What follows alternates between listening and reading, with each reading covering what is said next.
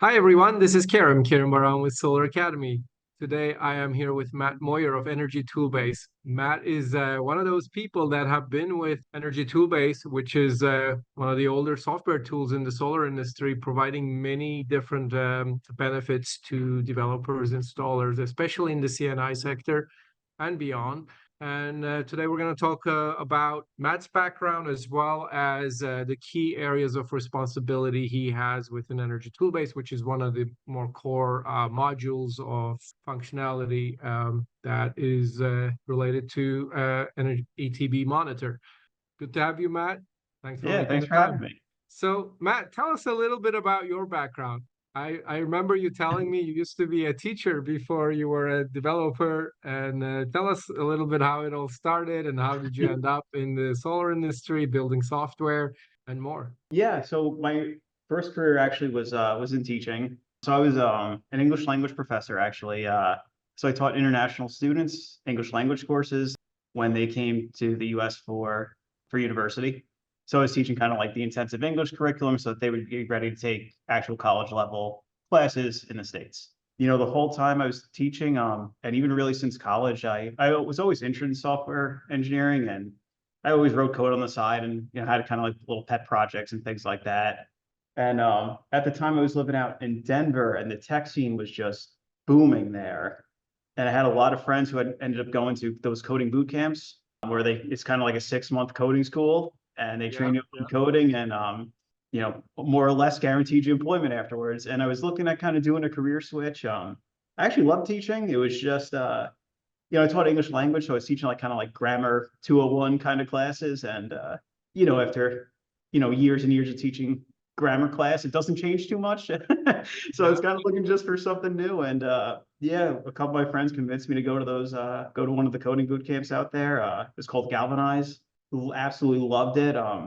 Yeah, I came out and started in the tech sector. It was actually in the healthcare tech sector. Was my first entry point in software engineering. And then, yeah, my second engineering job ever was with Energy Toolbase, and I've been here ever since. It's been a little over 6 years now. So what did you build at Energy Toolbase? Can you tell us a little bit about that journey and what are you responsible for now? Yeah, so the first 2.5 years or so, I spent as a software engineer at Energy Toolbase at the time it was just called Energy Toolbase. We only had, the one product, but it's now today known as ETB Developer. Yep. So what that is for anyone not familiar, it's our modeling tool where you can upload energy use profiles, model solar, model battery storage with our Acumen EMS controller, and it can give you a full 25-year cash flow analysis of what the actual financial outputs of doing those projects would look like. Yep. So if you had different PPA payments or cash or lease or anything like that, incorporate all that stuff, and it gives you as a developer like a really good like PDF type proposal that you can then send out to your customers. So it takes a lot of manual effort out of actually proposing and selling these projects. And the inputs to that process is essentially the design, the size of the system, the kilowatt hours it would produce, and obviously the utility rates schedules that the tariffs that you have, which is your core strength of having those tens of thousands of different rate schedules on your database, right? Yeah, yeah, exactly. Really the Am big I thing that missing anything in that picture? Is there other no, aspects? no, that's about it. It's yeah, it's really the load profile of the site you're looking at modeling, and then the utility rate details, and then yeah, what kind of solar, what kind of battery, and what kind of financing options you're really looking at doing. But yeah, kind of what you're getting at is totally accurate. Really, what powers developer and powers really all of our products is our utility rates database and our electric bill calculation engine. So that's Yep. something, if you talk to anyone at Energy Toolbase, like that's really what we're really proud of in the industry, where I think we're over 100,000 different utility rates we actually track, over 2,000 utilities, and we have a full department now where literally all they're doing is calling utilities, tracking all the new rate updates, tracking proposed updates, so you can model different updates that may happen down to the So nittiest, grittiest detail. yeah, and that is the core module of Energy Toolbase that's been around for a decade probably. That model developer module, and obviously we did talk about ETB Acumen in a previous solar conversation, and the topic of conversation today is ETB Monitor, which is your new area of, I That's guess, right. newer So area of responsibility. that's right. So after again, 2.5 years or so of working on the software engineering team, I actually switched over to the product side, and Mhm. became the product manager of ETB Monitor. So that's our kind Yeah. of our newest addition to our product suite. So now we have model, control monitor, so developer, Acumen, our EMS, and then ETB Monitor for our monitoring solution. Yep. And we really, when we first came out with that product, we were really gearing it towards just really monitoring our own, control system, basically on our own, Acumen EMS sites. Yep. Since then, we've now expanded into solar monitoring as well.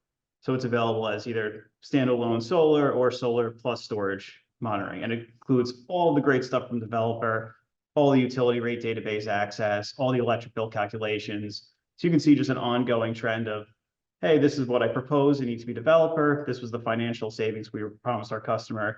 And like, check it out. 5 years later, I can see month by month, look at my savings number. Yep, everything's lining up to exactly kind of how I proposed it. And so that's essentially a kind of like a double check on the initial proposal functionality that you were focused on, basically comparing and monitoring what's happening in the real world after you build the software. Yeah, exactly. What we really, again, pride ourselves on is that utility rates database and our electric bill calculation engine. That's something we feel we do better than anybody in the market. Yeah. And what we kind of did with Monitor is bring all those, great things that we offer to, install pre-commissioning, and brought that to the back end of projects as well, where you could track super accurately exactly how much your systems are saving your customers. So, and this is mostly obviously in the CNI space, but does it go beyond that as well to? We have some utility scale projects, but it's really, really mostly focused on CNI space. That's kind of our bread and butter, and where we just feel we have the best market fit. Commercial, industrial, and across all 50 states and Canada, I'm assuming. Yes, we've recently put sites Costa Rica and Mexico as well. Oh, wow. Okay. Yeah. So, what shall we talk about next? Shall we dive into a product demo, or is there anything else that you would want to share before we do that? No, I think yeah, let's dive into a product demo. Yeah, great. So this is ETB Monitor. So if anyone actually has access to Energy Toolbase Developer, if you are inside of the application at any point, if you want to see any of this stuff or check out Monitor yourself, if you just click in the top left here, this will show you all the different apps you have access to. Everyone has access to ETB Monitor. And if you go over there, it'll just be showing you some typical demo sites that we have in here. So this is our fleet dashboard. So when you log into Monitor, this is the first thing you'll see.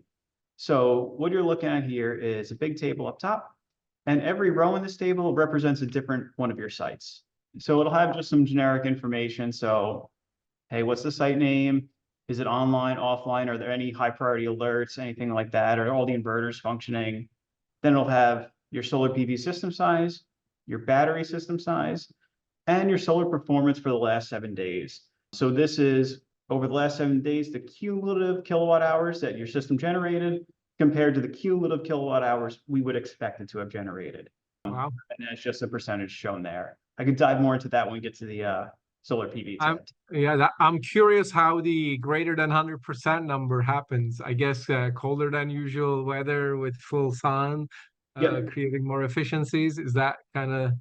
Yeah, more or less. So we integrate with a third party called Solcast. And what they do is they have an API where we can pass in all of the actual like system characteristics. So the solar panels, the inverters, system sizes, to tilt, to azimuth, how many arrays it is, all that information. And they combine what we send them along with the real-time weather at the site. And they say, hey, based on these real weather conditions and these hardware specifications, this is what we think the generation should be. And they do it in 15-minute intervals for us. Right. And then what we do is forecast into the future, or do they just do it based on real data today? It should be producing this. They have forecast capabilities. We don't actually utilize it. So all of our stuff is basically backwards looking. So we would look, hey, right now for the last 7 and for the rolling 7 days, what did Solcast say it should be outputting, and what is our system actually like picking up outputting via the meters. Got it. And then you'll see just high level, what's the weather looking like right now there.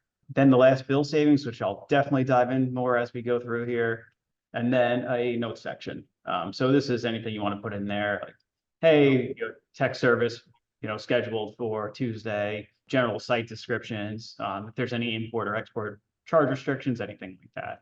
And this is for essentially a developer would be using this for the sites that they developed and probably wrote some PPAs and are responsible for making sure they run efficiently.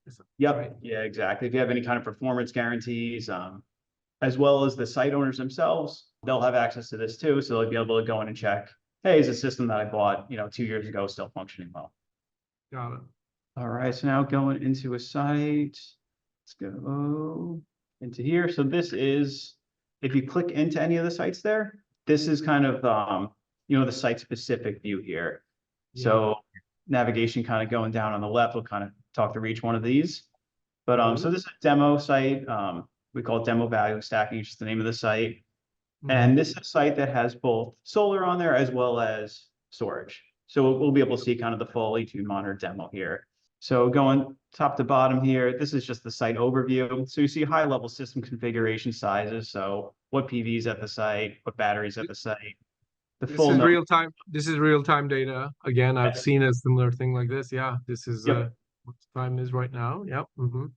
Solar so you'll see the site time, then I'm on the East Coast, I'll also see my time. So yeah, that's cool. And so solar is generating 365 kilowatts. Yes. Bunch of that, only 112 kilowatt load. So a lot of it is filling the battery right now. 240 kW is filling the battery. And then that's probably the max the battery can take. So 13 kW is being fed back to the grid. Is that kind of the situation? Let's see. Yep. Yeah. So it's a 240 kW inverter at the site. So yeah, it's literally max charging right now, plus offsetting load, plus there's a little extra. So I'll send it to the grid. What's that extra being sold at, I wonder? It's probably very low price, right? I mean, the grid is buying it at probably quite low, yeah. But yeah, still, you're capturing a ton of it in very, very economic terms. Great. Yep. And then scrolling down, just highlight a couple of days here. It's kind of easier if you just look at a few days here, but this is the site analytics chart, and we'll just start by just turning kind of everything off. Here we go one by one. So this darker line here, this is the gross site energy usage. So basically, if you didn't have solar, if you didn't have battery, this is really what you'd be paying for. So this is just the gross usage that's happening at the site. Then the green, this is the solar PV generation going on. So this is over a 3-day window that we're looking at here. So you can see it kind of coming up in the morning, down at night. Is this a real company? Is this a real company that we're looking at, or is it a demo? This is a real site. It's just anonymized, but yeah. Yeah, got it. Wow. What kind of business is that with so many jagged lines? I'm just curious. Could you share that? It's a menu. Well, I don't know if I can share it actually. Okay, never mind that. Yeah. Okay, but it's some sort of commercial industrial site. Got it. Yeah, large scale commercial industrial. We could okay, wow. Cool. Yeah, and then what you can see here is we're layering on the battery power. So this is the positive, basically anything above 0 or the power reading, that's what's coming out of the battery. So the battery discharging. And anything negative is the battery charging. So you can see right here, once the solar starts more than offsetting the load for the day, the battery basically just starts charging from all that. So you basically fill up the battery by midday. Most of these 3 days, you're filling it up by midday, and then you're emptying it out as soon as the sun comes down, basically. Yeah, exactly. And then so you can see the state of charge here is the red. So yeah, it's going down to around 9:30 at night. It's kind of bottoming around 14%. And then charging from all the excess solar the next day. And then when we layer on the energy cost, you can see basically why, hey, it's going to charge here. And then it's just holding. And then once the solar stops offsetting your load, that's when the battery really starts discharging during this high peak energy price window. So you see, hey, this is the energy cost per kilowatt hour. So we're going to save it up during the day and then boom, discharge it all through these shoulders. and then start charging back up, in the low energy cost window. So now, what's that demand cost line? I mean, I do know maybe, and you can maybe talk a little bit about what demand charges are, because Sure. what I know, let me share what I know, and maybe you can add to it. What I know is that it used to be within a certain month period, whatever is the maximum power load you created at your site, you would be charged a multiple of that max load. Whether you got to that max load once or 5 times, Yes. you would be charged a demand charge for that. So bringing that down by 20%, 50%, whatever you could, especially if it was like a big spiky kind of profile, Yeah. it would make a huge savings on the customer side. So what are we looking at here in that context? And maybe explain what I tried to explain better as well. No, that's that's pretty much it. So Yeah. let's turn off this and this. It kind of makes it easier to see. So kind of what you're seeing on the bottom here is exactly that. So it's that demand charge you're going to get at the end of your bill. And what Mhm. that charge is, hey, for your biggest spike for the bill, we're I going to see. multiply that by whatever the demand cost is. And that's going Right. to be your fee. It doesn't matter if it happens on the first day of the bill, the 30th day of the bill, or you hit the same number every day. Whatever your Yep. biggest spike is, that whole billing period, that whole month, is you're going to get billed on that. So you could see this is some good examples. Actually, this is kind of what you like to see. Is this is the site demand before, again, that darker line. This is the battery power. And then the light blue, this is the result of basically the battery and the solar optimizing together to Yep. show, hey, this is actually what you're going to get billed for, this light blue line. And so what you Yeah. can see here is there's a big spike Oh yeah, in. those spikes have been neutralized essentially. Exactly. Like, hey, Yeah, the battery picks up and predicts that there's going to be a big spike. So it starts discharging, and it keeps that peak. Instead of here, it makes it this total flat line. So here you yeah, can see the peak was reduced from yeah, 170 kilowatts to 70 kilowatts. And the yeah, demand charge down here is actually $20 per kilowatt. So it would yeah, be, 100 times 20 is how much yeah. that basically shaving. $2,000. Yeah, You yeah, basically save $2,000 by shaving this peak. If you yeah, can keep your peak basically at that level, the whole billing period. yeah, And you can see that's kind of what the battery is optimized for. It just keeps hitting those peaks, bringing those peaks down, day yeah. after day, so you have those spikes. Yep, makes sense. Yep, and of course that adds up for every month, every meter. Yeah, we found that on the larger, CNI type sites with loads that kind of look like this, where they're spikier loads, the Mhm. demand charge can be literally greater than 50% of the bill. Yeah, So more expensive than all the energy used all month is this one spike. So if you can yeah. mitigate those spikes, it has a And every type of building has a different usage profile. One that I remember talking to some colleagues a while ago was places of worship and churches. Like Sunday mornings was this one big spike in the week, and the Yep. rest of the week is like really low.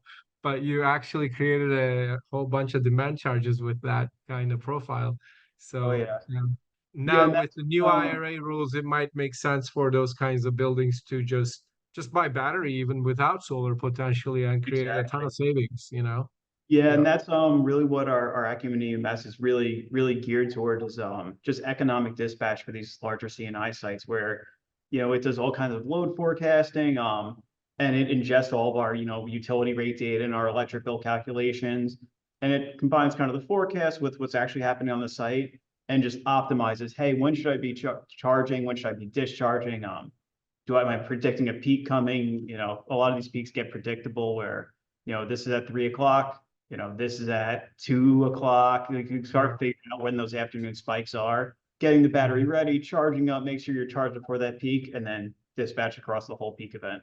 I have one other question. This is kind of related to this, but maybe it is more related to your enterprise services division, which we also made a video about.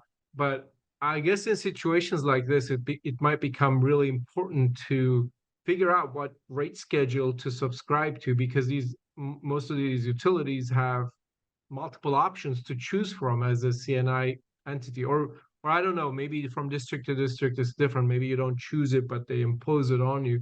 So how does that whole dynamic work? Do you guys help say, oh, sign up for this tariff versus that, or like, is Yep, there yeah, a 100%. optimization going on there as well? Exactly. So that's actually done in our ETB developers, that modeling tool. Yep. We have all those capabilities where you could try out any different rate tariff at any utility. So if you're on San Diego Gas and Electric, you can look at, the ALTOU rates, the DGR rates. You can compare, hey, what is the overall like cash flow analysis year after year? If I switch to like this experimental rate, what would that look like? Yeah. Yeah, we have all those capabilities, and we have, account managers, and we have an enterprise service team that can help you with all those things.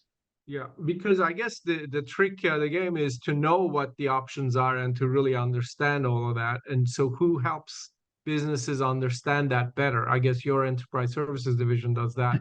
But are there other entities out there that, or are there businesses that do that? Or is it like when you call them, you get the utility like customer service people help you with that?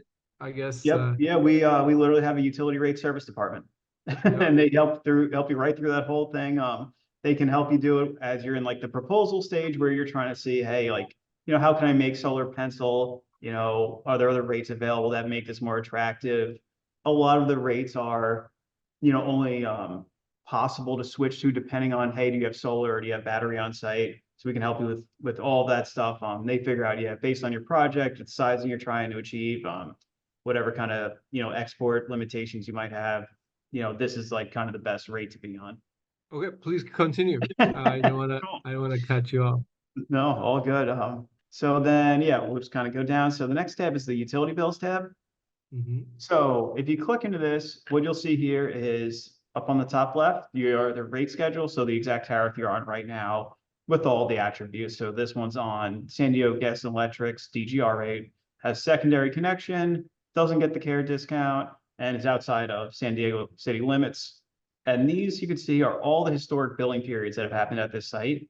Yep. And just at a high level view, kind of what you see is what was the energy usage? So what would the energy usage have been if you didn't have solar, didn't have battery?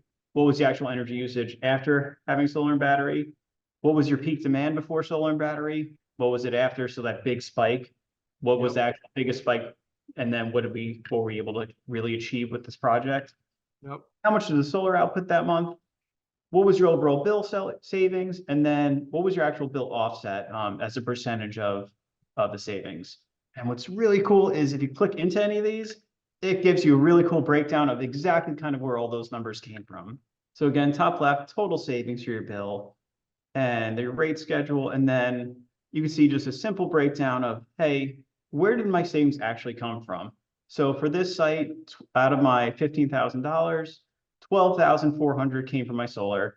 An additional $3,000 came from my energy storage system, and I still have about $4,000 left to pay. And then kind of going left to right here. Here is your energy usage. I kind of do the same thing. I'll kind of turn these off and kind of go one by one. But throughout the various time of use windows, what was your energy usage like? If you didn't have solar, didn't have battery, how much energy did you use during the on peak? How much during the off peak? How much during the super off peak? Then when you add in solar, you can kind of see the same thing. So this is after solar, so not factoring in battery. What would my energy usage look like? So you can see we had a ton of export during the super off peak window because, hey, that's when the solar was generating, but also that's when energy is super cheap, so not the most advantageous thing to do. Then when you layer on battery, you see, okay, how did the battery actually really shift my energy around my different time of use windows when energy was cheap, when energy was expensive. So what you could see here is the actual energy usage increased with my battery during my my super off peak period. I actually exported less during my super off peak period, but as a result, I was able to shift all of that usage or all that energy and decrease my usage during the on peak, decrease my usage during the off peak.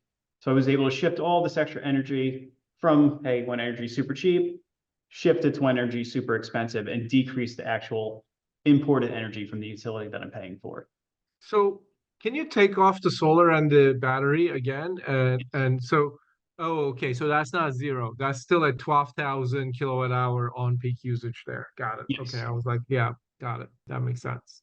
Cool. Very cool. And so the light green and the light orange below is the That piece is of solar that is exported. exported energy. Yeah. So how That's much did I exported actually energy. say, hey, I'm not even able to Yeah. use this at my site. I'm just going to send it back to the grid. Yeah. And the off-peak time is like past 5 p.m. Is that, or is that like before? So like the middle section of the graph is how is Yeah. that So, defined? so if we look down here, so what you can see is, let's just pick a day going from midnight, pick a couple of days here. So from Yeah, midnight so those, until what is that, 2 p.m. is yep, the super off peak. Then it goes to the off peak period from 2 p.m. to 6 p.m. or 4 p.m. Oh, 4 And then p.m. from Okay. 4 p.m. to 9 p.m. It's on that's peak. yeah, that's the on peak, and then it kind of shoulders down, and Yeah, then got goes it. to super Got off it. peak again. Cool.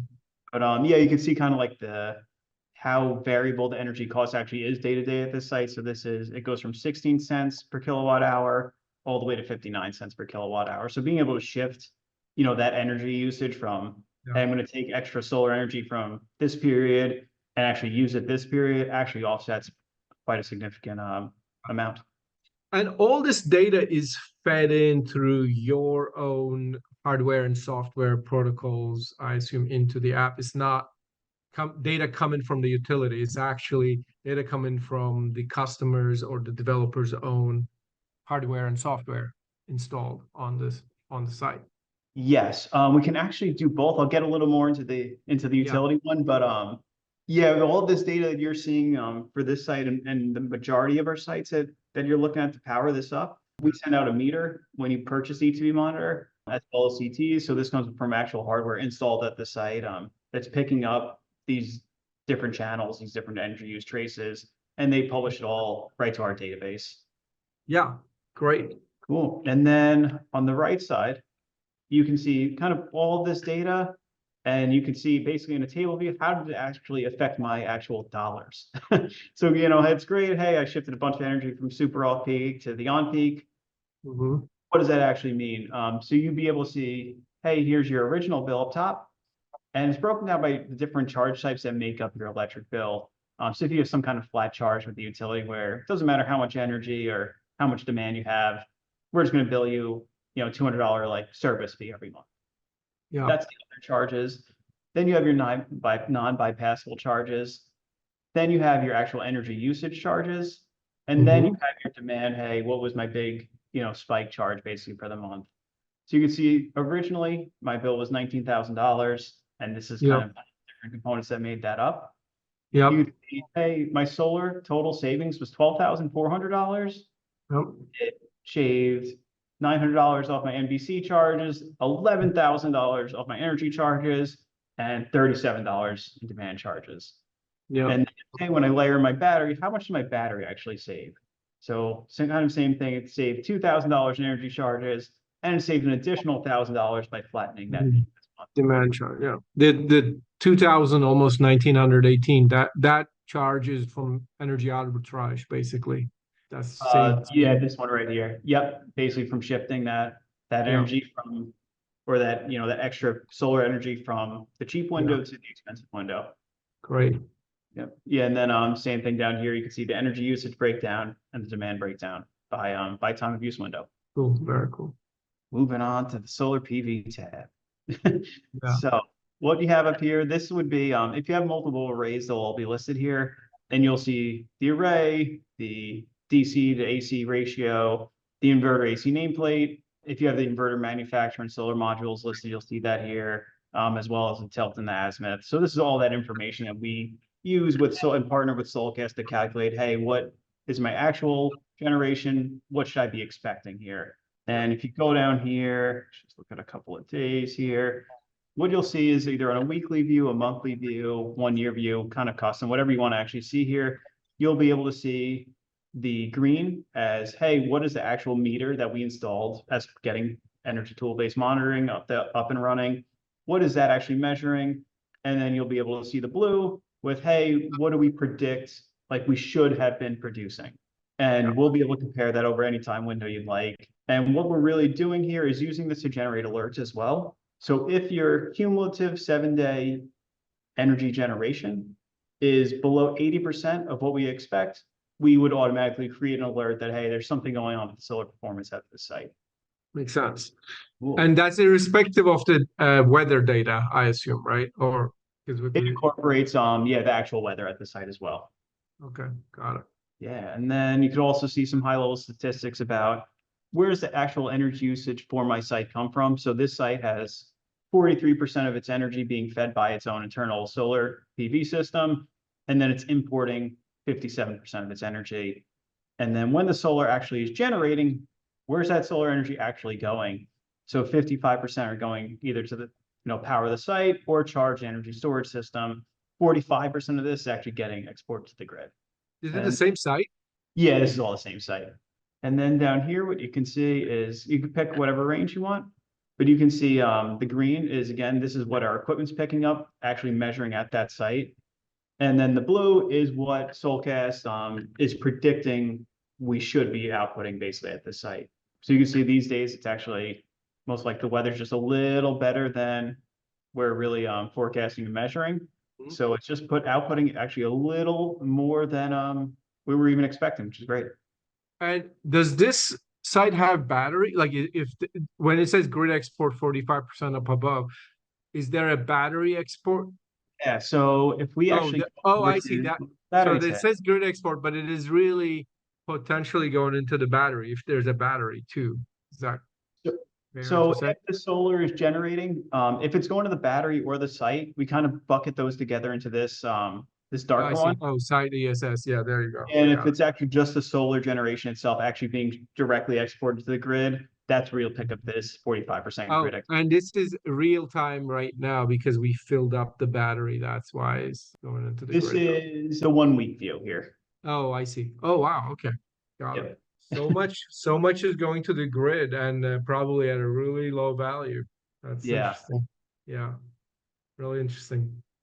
Yeah, Good to and know. then heading over the battery tab, it's very similar to our solar tab actually. Yeah. So what you can see here is, hey, what's the total system configuration? So basically, this site has multiple energy storage systems on it, but what's like the cumulative storage system actually look like? So this is a 240 kilowatt, 532 kilowatt hour system. And it's made up of these two individual ESSs. Then down here, what you can track is the equivalent battery cycles. So if you have any kind of, if you're doing SGIP or you have any kind of like incentive reporting where you need to track, like make sure your battery is actually cycling to meet whatever requirements you might have, this is where you can track that.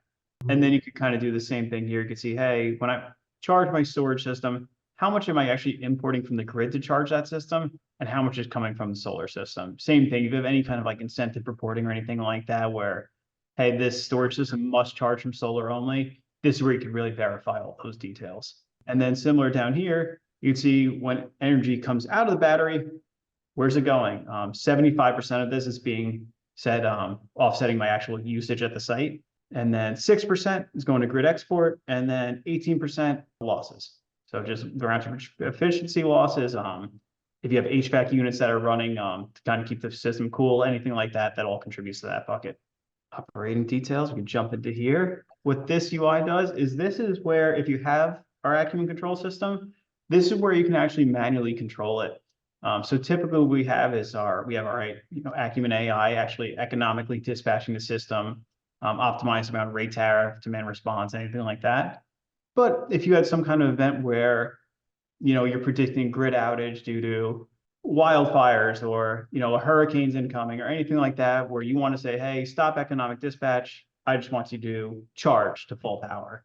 This is where you'd be able to do that. So you'd be able to just go in and say, hey, I want to override what the system is planning on doing, and I just want to charge to 100% power and just stay there for the rest of the day, just in case we have to go into like some kind of microgrid or backup. So this is kind of like the interface to the ETB Acumen monitor. Exactly.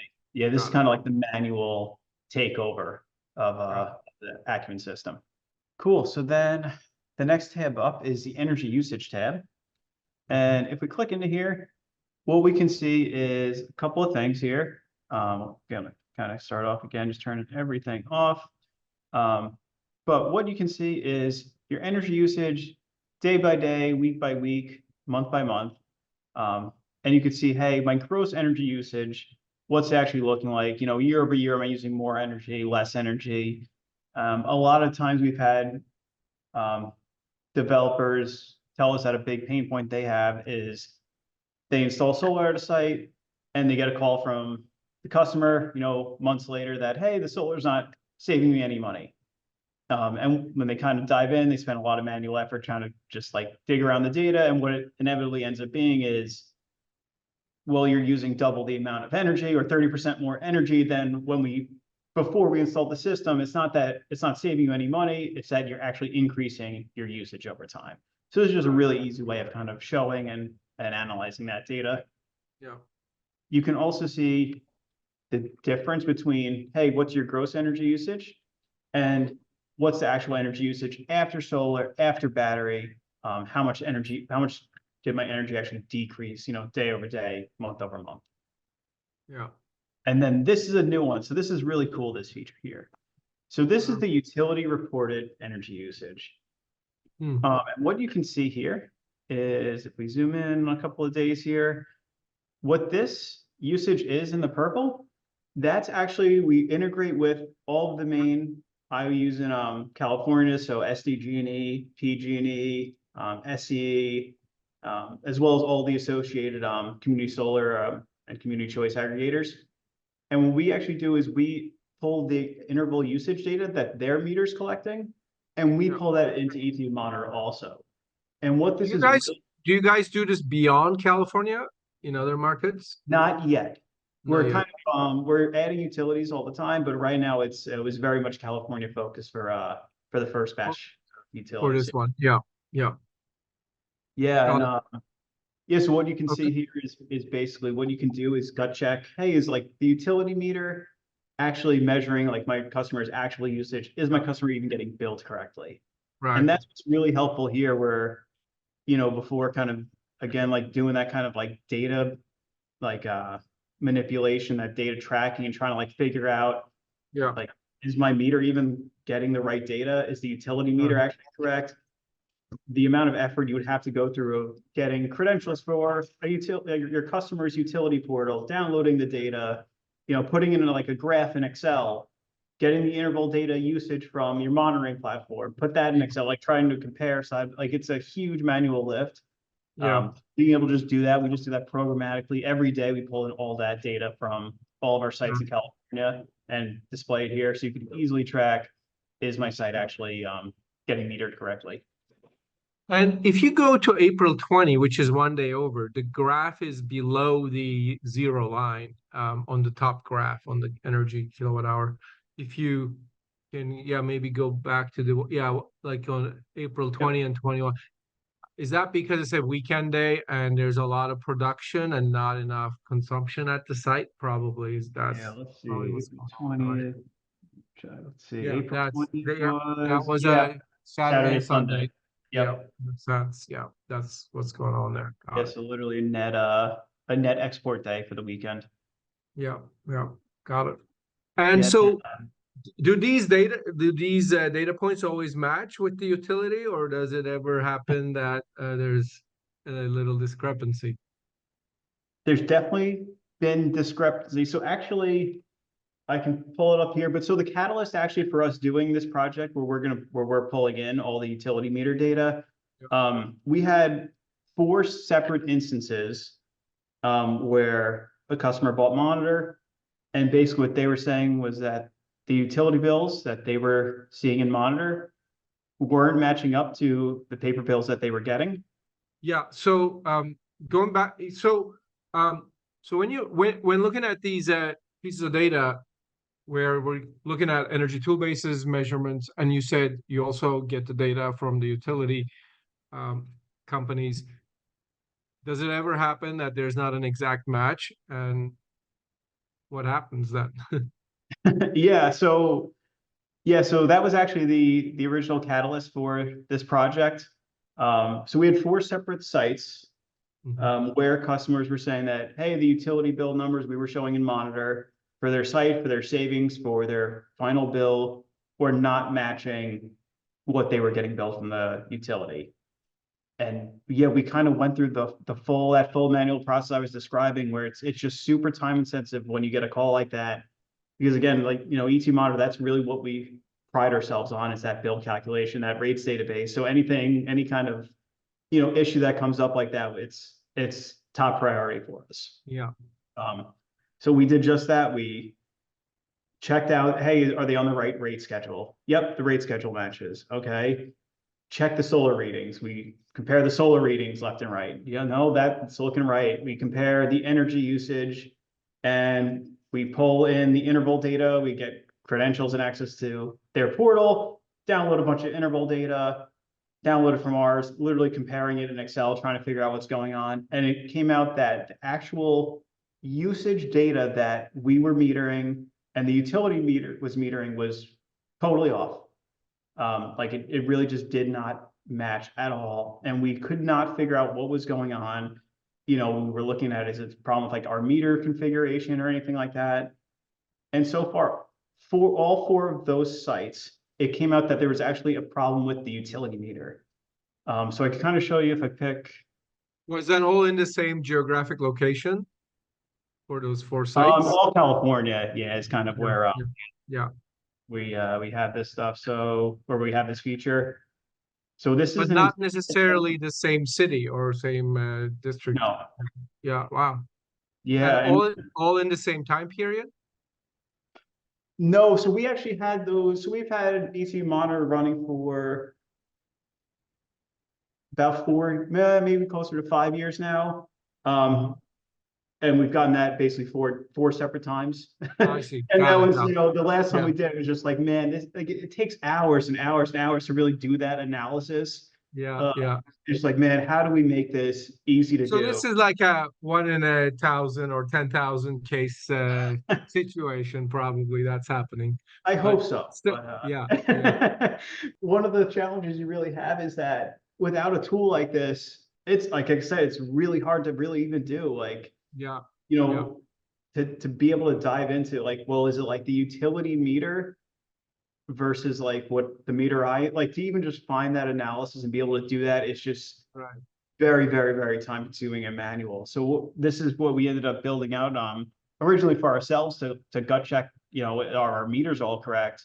And then it kind of got expanded to where customers really were asking for this this kind of data as well. Yeah, So this is an example here. So again, you could see, the light blue is basically what our meter's measuring. The purple is yeah, what the utility meter's measuring. And you can see like during this time window, it was way, way off. And we were trying to figure out what was going on. And what you can see here, if I shorten it up a little bit, it might be easier to see. But if you can see this day here, this kind of like, it's this little hump here, valley, and then a big hump yeah, with a little yeah, yeah. there. That day is the exact same as this day here. It's flat, has hump, valley, hump with a little dip Yeah, in the middle. yeah, yep, yep, yep. I see that. Yeah, so And even the valley after that is almost the same too. and Yeah, it is. So yeah, so that's exactly what was happening. So the utility meter this day is the same, as this day here it's reporting. This day is the same as the next day. This day is the same as the next day. Basically, like this whole week here is yeah, the same as the final 4 days. yeah, And what was actually going on was that the site utility meter was having issues. And basically the way the utility was trying to figure out their usage was having basically like they backfilled it based on historic usage. Hmm. And which they actually, it's not, all things considered, is pretty accurate, in terms of like not having the yeah, actual data, how close can they get it? It was pretty, yeah, pretty impressive actually. But what really ends up happening is you get these, wild variations where it really doesn't match up with their actual usage. And what was happening was you would get a day like this, where you could see, this is what's actually happening at the site. The utility yeah, doesn't have the actual data. It backfills it with historic data. And it picked days where the usage historically was actually significantly higher, to the point where it was creating those new spikes. So if you look Yeah. at, say, if you look at our data, that big demand charge that makes up 50% of their bill Yeah. was 265 kilowatts was their biggest spike, Yeah. and they were getting billed for 300. And Yeah. at Yeah. $2 a kilowatt, it actually made like a sizable difference on their bill, Yeah. where it was actually, kind of manufacturing new peaks that didn't actually exist. And that's what actually triggered the bills being so far off. Wow. Wow. Yeah, quite interesting. And the Yeah, utility just basically replicated the same data from several days ago or a week ago. Uh, yeah, yep. It was, you did not even like take an average of the past 30 days. Maybe that would have been better. And it would have been harder to catch or harder to understand. But yeah, anyway, yeah, honestly, I'm not sure exactly where the initial data really came from. Because really, even back for, the original week that was repeated back here, that doesn't even match with our meter. So even that week might itself be a copy of, like there another, might be some 30 got it. day average day that we're just like, Or oh, maybe that is the average that they're pasting. Got it. Yeah. and So they that, just kind of pasted it twice. so what happened ultimately for the cost? Did they get a credit back from the They utility? did. Yeah, this one in particular, it ended up being it was a $17,000 refund from the utility. And we were able to Wow. use basically this data here, along with the bill calculations we have in Monitor to kind of go through the full refund process. And yeah, got a $17,000 credit for the customer. That alone justifies Energy Toolbase for a long time to use. Yeah, for sure. Yep. Yeah, Monitor. Yeah, in terms of price, it's all Wow. in, including the hardware and 5-year unlimited user subscription. It's right around the $4,500 price range. So yeah, Cool. it paid for itself for 15 years in one month. Yeah. Yeah, very cool. What else do we want to talk about? That's about all the highlights really for Monitor right now. We do have some Great. exciting stuff coming up. Yeah. Um, What's new? What's well, new in yeah, the world of Energy Toolbase? yeah, the biggest thing is that we're launching a rec service. Mhm. So for anyone that's not familiar, basically recs are renewable energy credits, and you get a credit for every megawatt hour of energy that your solar produces. And then these credits are kind of sold on the open market. Energy Toolbase is basically going to be offering a service where if you use ETB for your solar monitoring, we will measure all that solar. We will register it with all the reporting entities. We're a qualified reporting entity, so we can, basically handle all the rec trading, any kind of reporting. And we're kind of proposing a flat 20% fee on the different rec trades we do. Right now they're pretty underutilized just because that whole really the whole reporting, it's like a month by month reporting system you have to comply with. Yeah. And so a lot of people look at it as just, Work. man, it's a ton of work. Yep, it's a ton of manual effort. And really it's post install. So it's kind of What's ongoing for the life of the system. what's the price per rec right now for that 1 megawatt hour of production? Yeah, currently it does fluctuate. They're currently trading about $15. Okay. Um, Yeah, and what's great with ETB is a lot of the reason customers don't really do it themselves, or a developer or asset owner might want to do it themselves, is you need kind of um, a bulk kind of a big package of recs to really sell. No one's super Yeah. interested in buying like one rec. Yeah. So that's kind of the way we're kind of able to do this Yeah. is we can aggregate, hey, all of our solar monitoring sites, if you enroll with us, basically Yeah. we can bundle all of the recs. And when we have a lot of recs together, we can command a higher price on the open market than a developer can do really on their own. So Uh, that's kind of part of the service we're offering is we can even sell it at a higher price than even if you wanted to do all the reporting yourself, which yeah. you probably don't. We could even fetch a higher price because of that. So if you say like average kilowatt hour rate is like, I don't know, somewhere 20 to 30 cents in California at $15 per megawatt hour. If I do the math real quickly in my head, that comes to about 5% of the value of the electricity. Is that Yep, 5 we're to 10%? Yeah, and what we're looking at is kind of the rule of thumb would be for a 300 kilowatt PV system, the revenue from the RECs is about an additional like $7,000 a year. Wow, that's Yeah, significant. we handle the whole thing and basically get a check every quarter. Nice. Yeah, very Yeah, cool. Very yeah. cool. So that's Great savings. that's coming out in a few weeks here. Nice. Great to know. Well, Matt, thank you very much for all this wealth of information you shared with us and the in-depth look you gave into ETB Monitor. And we will continue probably doing these sessions and get a deeper look into Energy Toolbase's offerings. I think next on the agenda is a deep dive into your old product, ETB Model Developer product on our next session. And Nice. All right. Thanks for having me. thank you. Thank you for everything you shared. Thanks.